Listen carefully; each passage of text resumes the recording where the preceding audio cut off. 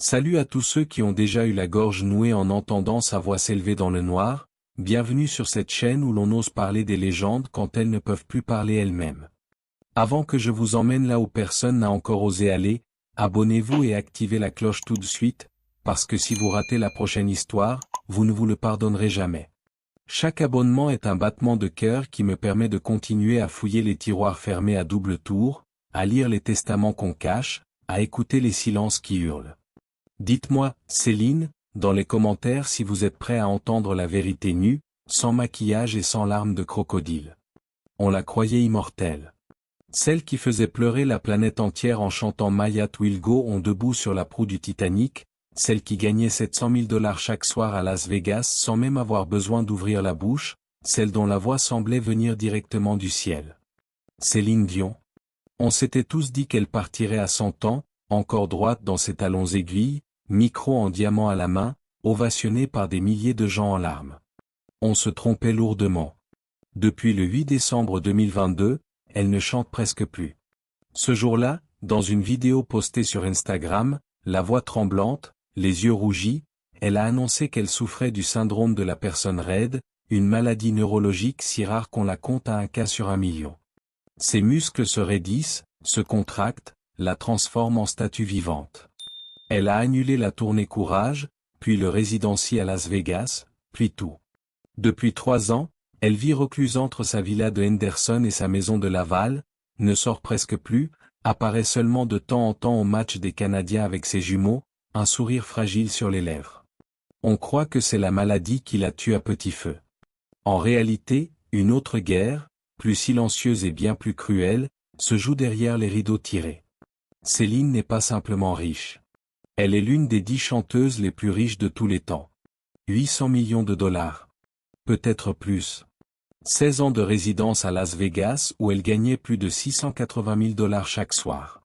Parfums, lunettes, sacs, contrats publicitaires, une île privée au Québec, un château en Floride, une maison grande comme un hôtel à Vegas. Et surtout un catalogue musical qui vaut à lui seul plusieurs centaines de millions. René Angélil, son mari, son Pygmalion, son amour absolu, mort en 2016 d'un cancer de la gorge, avait tout organisé comme un général. Il avait blindé la fortune dans des trusts suisses et canadiens, intouchables, pour protéger Céline et leurs 3 garçons, René Charles, 24 ans aujourd'hui, et les jumeaux Eddie et Nelson, 15 ans. Il savait que le jour où ils partiraient, les vautours arriveraient. Ils sont arrivés plus vite qu'on ne le pensait. Il y a d'abord les 14 frères et sœurs.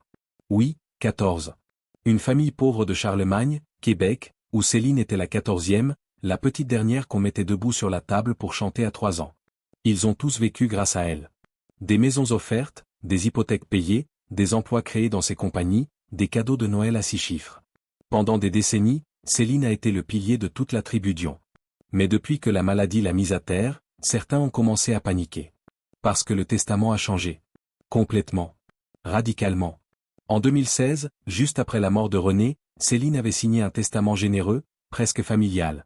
50% aux enfants, le reste partagé entre sa mère Thérèse, ses frères et sœurs, quelques cousins, des associations. Tout le monde avait sa part. Tout le monde dormait tranquille. Puis, en 2023, dans le plus grand secret, alors qu'elle luttait déjà contre les premiers spasmes, elle a convoqué ses avocats à la maison. Elle a tout réécrit. Tout. Le Nouveau Testament est tombé comme une hache. 90% de la fortune va directement aux 3 garçons, placés dans un trust géré par une banque suisse jusqu'à leurs 35 ans. René Charles a déjà touché 50 millions à sa majorité, mais le reste est verrouillé, intouchable, même pour lui.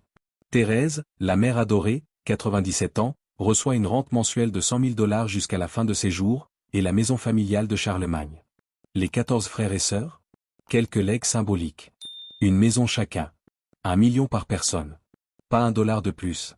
Le reste part à des fondations pour les enfants malades et pour la recherche sur le Steve Person syndrome. Certains ont pleuré. D'autres ont hurlé. Une sœur a murmuré à un journaliste québécois, sous couvert d'anonymat, « On a dormi assise dans une chambre pour qu'elle ait un piano, on a tout sacrifié pour qu'elle devienne Céline Dion, et aujourd'hui on se retrouve presque à la porte. » Mais la vraie déflagration, celle qui a fait pleurer même les notaires, c'est la lettre manuscrite que Céline a jointe au testament. Une lettre de 4 pages, écrite de sa main tremblante, lue en février 2025 dans un bureau froid de Montréal devant toute la famille réunie. À mes frères et sœurs que j'aime plus que tout.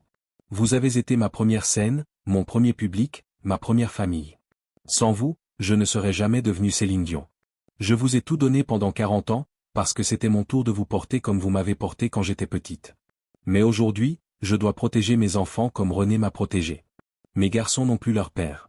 Et maintenant, ils risquent de perdre leur mère plus tôt qu'on ne le croit tous. Je ne peux pas leur laisser le poids de prendre soin de 30 personnes. Je sais que vous avez mal. Je sais que ça vous brise le cœur. Le mien est déjà en 1000 morceaux. Pardonnez-moi. Je vous aime pour l'éternité. Céline. Quand le notaire a fini de lire, il y a eu un silence si lourd qu'on entendait les larmes tomber sur le parquet. Une de ses sœurs s'est levée, a pris la lettre, l'a embrassée, et est sortie sans dire un mot. Un frère a murmuré, on comprend, mais ça fait mal quand même. Et puis il y a René Charles. Le grand. Celui qui a grandi sous les projecteurs, qui a vu son père mourir sous ses yeux à 14 ans, qui porte déjà le poids d'un nom trop grand. Il a refusé de commenter. Mais ceux qui le connaissent disent qu'il pleure tous les soirs en lisant cette lettre. Parce qu'il sait que sa mère a écrit ces mots en pensant qu'elle n'avait plus beaucoup de temps. Céline Dion a laissé derrière elle une fortune qui fait rêver le monde entier. Mais elle a aussi laissé une famille déchirée, des frères et sœurs qui se sentent abandonnés, et 3 garçons qui grandissent avec la certitude terrifiante qu'ils vont peut-être devoir vivre sans elle bien plus tôt qu'ils ne l'imaginaient. Ce soir, quelque part entre Las Vegas et Québec, une femme de 57 ans lutte contre son propre corps, sachant qu'elle a protégé ses enfants au prix du cœur de ceux qui l'ont mise au monde. Si cette histoire vous a serré la gorge, si vous avez pleuré comme moi en l'écrivant, dites-le dans les commentaires. Dites-moi d'où vous regardez, à quelle heure, avec quelle chanson de Céline dans les oreilles. Et surtout, abonnez-vous, parce que la semaine prochaine je vous emmène dans une autre légende, une autre vérité qu'on n'ose jamais dire à voix haute.